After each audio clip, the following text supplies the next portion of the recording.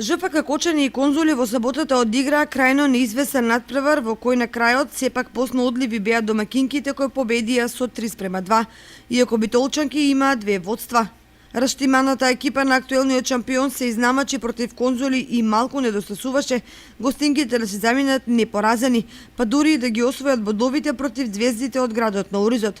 Битолчанки прво поведоа со 1:0, пошто следуваше израмнување на Кочани од пенал.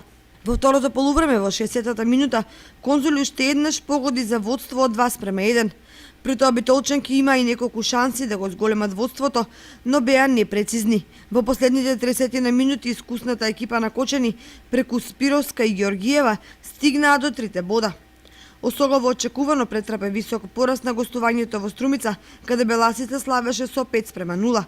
Жолто-сините, растоварени од борбата за опстанок или за повисок пласман, одиграа натпревар во кој шанса им беше дадена на младите талентирани